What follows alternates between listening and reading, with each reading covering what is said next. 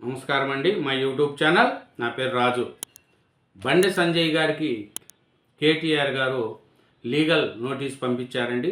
7 రోజుల్లో బండి సంజయ్ క్షమాపణ చెప్పాలి, లేకంటే సివిల్ క్రిమినల్ చర్యలు తప్పవని బండి సంజయ్ గారికి మన కేటీఆర్ గారు, బీఆర్ఎస్ వర్కింగ్ ప్రెసిడెంట్ కేటీఆర్ గారు లీగల్ నోటీసులు పంపించాము అనేది కూడా చెప్తున్నారు.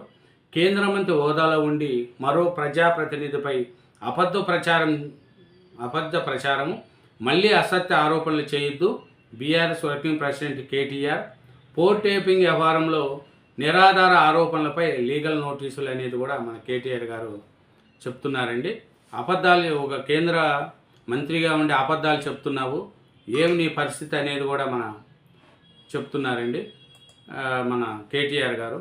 ఫోన్ ట్యాపింగే జరగలేదని అంటున్నారు. దీనికి బండి సంజయ్ గారు ఏమన్నారంటే, మీ ఫ్యామిలీ నెంబర్లు తీసుకురండి, నా ఫ్యామిలీ నెంబర్లు తీసుకొస్తా, ఏ గుళ్ళో అయినా ప్రమాణకం చేద్దామంటే దానికి కేటీఆర్ వెనక ఏం మాట్లాడాడు. ఫోన్ ట్యాపింగే జరగలేదంటున్నారు. ఇంత సిట్టు విచారణ జరిగి ఇంతమందిని విచారిస్తుంటుంటే ఫోన్ ట్యాపింగ్ జరగలేదని కేటీఆర్ గారు చెప్తున్నారు. అంటే అబద్ధాన్ని పదే పదే చెప్తే అది నిజమవుతుంది అనుకున్నట్టు ఫోన్ ట్యాపింగే జరగలేదు, ఏమీ లేదు, ఊరికే నిరాధారాలని మన కేటీఆర్ గారు చెప్తున్నారు. ఫోన్ ట్యాపింగ్ జరగకపోతే ప్రభాకర్ రావు గారు అమెరికాకు పారిపోయి ఎందుకుంటారు? ఇంతమందిని ఐపీఎస్లను ఎందుకు ఇబ్బంది పెడతారు? ఎంతమందిని అరెస్ట్ చేసి జైల్లో ఎందుకు వేస్తారు? ఫోన్ ట్యాపింగే జరగలేదంటున్నారే. ఫోన్ ట్యాపింగ్ జరగకపోతే బయట అన్నీ వస్తున్నాయి కదా, ప్రతి ఒక్కరిది ఫోన్ ట్యాపింగ్ జరిగింది, మా ఫోన్ ట్యాపింగ్ జరిగింది అని అందరూ చెప్తున్నారు కదా. అందరికీ లీగల్ నోటీసులు పంపిస్తారా? బాలేదు. బండి సంజయ్ గారి ఆఖరి కవిత గారు అంటున్నారు నాది కూడా ఫోన్ ట్యాపింగ్ చేశారని. మళ్ళీ కవిత గారికి లీగల్ నోటీస్ పంపిస్తారా? రేవంత్ రెడ్డి గారి ఫోన్ ట్యాపింగ్ జరిగింది అంటున్నారు, మళ్ళీ రేవంత్ రెడ్డి గారికి లీగల్ నోటీస్ పంపిస్తారా? చెప్పండి. అడిగిన వాళ్ళకి అందరికీ లీగల్ నోటీసులు పంపాలంటే మీరు చేసింది 6,000 ఫోన్లు నెంబర్లు ట్యాప్ చేశారంట. మరి వాళ్ళందరికీ పంపాలంటే ఎన్ని లీగల్ నోటీసులు పంపాలనో చూడండి. కేటీఆర్ గారు అబద్ధాన్ని కూడా 10 మాటలు చెప్పి అదే నిజమైపోతుందని అనుకుంటున్నారు. ఫోన్ ట్యాపింగ్ జరగకపోతే ఇంత ఎందుకు ఉంటుంది? ఇంత వ్యవస్థ ఎందుకు పనిచేస్తుంది? ఇంత ఖర్చు పెట్టి సిఐడి వాళ్ళు ఎందుకు విచారణ చేస్తారు? ప్రభుత్వం ఎందుకు చేపిస్తుంది? అమెరికాలో ఉన్న ప్రభాకర్ రావు గారిని ఎందుకు తీసుకొస్తుంది? ఇది కూడా ఆలోచించుకోవాలా. ఇంకా ఏం మాట్లాడుతున్నారంటే మన కేటీఆర్ గారు, కేంద్ర మంత్రి బండి సంజయ్కి భారత రాష్ట్ర సమితి వర్కింగ్ ప్రెసిడెంట్ కె తారక రామారావు మంగళవారం లీగల్ నోటీస్ పంపారు. ఫోన్ ట్యాపింగ్ వ్యవహారంలో సంజయ్ చేసిన వ్యాఖ్యలు అవాస్తవమని, నిరాధారమేమని, తన ప్రతిష్టకు దిగజార్చే ఉద్దేశంతో ఈ వ్యాఖ్యలు చేశారని లీగల్ నోటీసుల్లో కేటీఆర్ పేర్కొన్నారు. ఈ మేరకు కేటీఆర్కు బండి సంజయ్ బేషరతు క్షమాపణ చెప్పాలని, కేటీఆర్ ఆయన కుటుంబ సభ్యులపై భవిష్యత్తులో కూడా ప్రత్యక్షంగా లేదా పరోక్షంగా ఎటువంటి దురుద్దేశపూర్వక వ్యాఖ్యలు చేయకుండా ఉండాలని ఈ నోటీసుల్లో డిమాండ్ చేశారు. నోటీస్ అందిన 7 రోజుల్లోగా ఈ డిమాండ్లను పాటించని పక్షంలో చట్టపరంగా సివిల్ క్రిమినల్ చర్యలు తీసుకుంటామని హెచ్చరించారు. చూడండి, నిరాధారణ ఆధారాలు చేయొద్దండి, ఫోన్ ట్యాపింగ్ ఏం జరగలేదు, బండి సంజయ్ గారు కావాల్సిందే నా మీద వ్యవహారం చేస్తున్నారనేది కూడా చెప్తున్నారు. మళ్ళీ ఫోన్ ట్యాపింగ్ జరగకపోతే డైరెక్ట్ కోర్టులోకి వెళ్ళొచ్చు కదా. ఈ సిట్టు విచారణ ఊరికే మా మీద ఫోన్ ట్యాపింగ్ జరుగుతుంది, ఫోన్ ట్యాపింగే జరగలేదని జడ్జిల ఫోన్లు కూడా ట్యాప్ చేశారంట. అందరూ ఫోన్లు చేశారు. వైఎస్ షర్మిల గారు ఫోన్లు చేశారు. జగన్మోహన్ రెడ్డి గారు ఎవరు చెప్తే వాళ్ళ ఫోన్లు ట్యాప్ చేశారు. ప్రతి ఒక్కరి ఫోన్లను మీకు ఎవరెవరు నచ్చరో వాళ్ళందరి ఫోన్లు కూడా ట్యాప్ చేశారు. ఆఖరికి హరీష్ రావు గారు వాళ్ళ ఇళ్లలో ఫోన్లు ట్యాప్ చేశారని కూడా సిట్టు విచారణలో బయటపడుతున్నాయి. మళ్ళీ ఫోన్లు అందరి ట్యాపులు చేసి ఫోన్ ట్యాప్ చేయని వాళ్ళు ముగ్గురేనంట. కేటీఆర్ గారు, కేసీఆర్ది, మన సంతోష్ రావు గారు, వీళ్ళు ముగ్గురే ఫోన్లు ట్యాప్ చేయలేదంట. మిగతా అందరి రాజకీయ నాయకులు, బీఆర్ఎస్లో ఉండే పార్టీ వాళ్ళు అందరూ కూడా ఫోన్ ట్యాప్ చేసినారనేది మనకు విచారణలో అన్నీ బయటపడుతున్నాయి. ఇంకా ఏమంటున్నారంటే మన కేటీఆర్ గారు,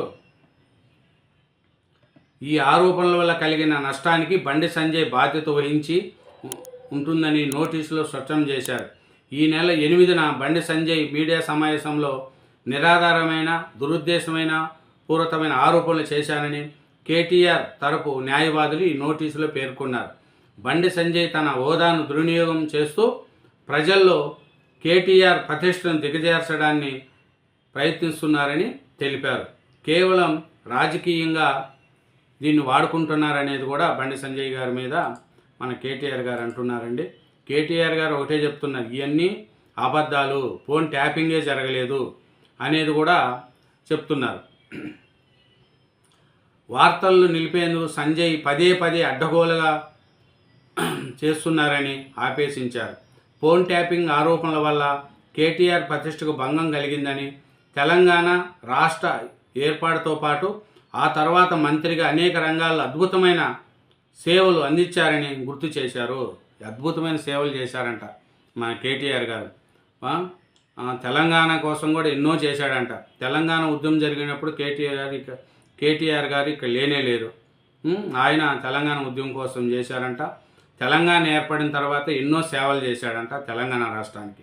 మళ్ళీ అన్ని సేవలు చేసింటే ప్రజలు ఎందుకు ఓట్లు వేయలేదేది కూడా ఆలోచించుకోవాలా. కేటీఆర్పై బండి సంజయ్ పదే పదే చేస్తున్న వ్యక్తిగత ఆరోపణలతో తన క్లయింట్ కేటీఆర్ పరువుకి భంగం కలిగిందని లీగల్ నోటీసులో న్యాయవాదులు పేర్కొన్నారు. మీడియా సమావేశంలో బండి చేసిన ఏ వ్యాఖ్యలకు కూడా ఎలాంటి సాక్ష్యాధారాలు లేవని, పార్లమెంటు సభ్యుడిగా కేంద్ర మంత్రిగా బాధ్యతాయుతంగా వ్యవహరించాల్సిన వ్యక్తి ఓ శాసనసభ్యుడి పైన అసత్యపూరిత అడ్డగోలు వ్యాఖ్యలు చేయడం అభ్యంతరకరమని తెలిపారు. బండి సంజయ్ ఆరోపణలకు ఎలాంటి ఆధారాలు లేదని, ఇది కేవలం రాజకీయ ప్రయోజనాల కోసమే చేశారని బండి సంజయ్కు పంపిన నోటీసులో కేటీఆర్ తరపు న్యాయవాదులు స్పష్టం చేశారు. ఇదేనండి కేటీఆర్ గారు బండి సంజయ్ గారికి పంపించిన నోటీసులు. ఇది వారం రోజుల్లో క్షమాపణ చెప్పాలి. మీరు కావాల్సిందే నా మీద బురద చల్లుతున్నారు. మీరు ఒక మంత్రిగా ఉండి మీరు చేసేది ఇదేనా? నేను ఒక ప్రజాప్రతినిధిని, నేను ఎంతో తెలంగాణకు చేశాను, నా శాయశక్తులా కష్టపడాను. అలాంటిది మీరు నా మీద ఇట్లాంటి లేనిపోని ఆరోపణలు చేస్తారా? మీరు 7 రోజుల్లో బండి సంజయ్ క్షమాపణ చెప్పాలి. చెప్పకపోతే లీగల్ పరంగా మేము కూడా అన్నీ కూడా చూస్తామనేది కూడా మన కేటీఆర్ గారు లీగల్ నోటీసులు పంపించారండి. దీనికి బండి సంజయ్ గారు ఏం చెప్తారు ఏమనేది కూడా నిదానంగా మనం తెలుస్తుందండి. బండి సంజయ్ గారు ఒకటే చెప్తున్నారు, ఫోన్ ట్యాపింగ్ జరిగిందా లేదా, జరగకపోతే మీ ఫ్యామిలీని తీసుకురండి, గుడిలో ప్రమాణకం చేద్దాం, నేను నా ఫ్యామిలీని తీసుకొస్తా, గుడిలో ప్రమాణకం చేద్దాం, అప్పుడే తేలిపోతుంది కదా అని బండి సంజయ్ గారు అంటున్నారు. దానికి కేటీఆర్ గారు ఏమీ సమాధానం ఇవ్వలేదు. కానీ లీగల్ నోటీస్ ఇచ్చి బండి సంజయ్ గారి మీద లీగల్ నోటీస్ ఇచ్చారు. 7 రోజుల్లో క్షమాపణ చెప్పకపోతే మేము అన్ని విధాల చర్యలు తీసుకోవాల్సి వస్తుంది అనేది కూడా మన సివిల్ క్రిమినల్ చర్యలు తప్పవని, నువ్వు 7 రోజుల్లో బండి సంజయ్ క్షమాపణ చెప్పాలి అనేది కూడా మన కేటీఆర్ గారు అంటున్నారండి. ఇదేనండి. Thank you very much. నా ఛానల్ని సబ్స్క్రైబ్ చేయండి, నా వీడియోని లైక్ చేయండి. Thank you.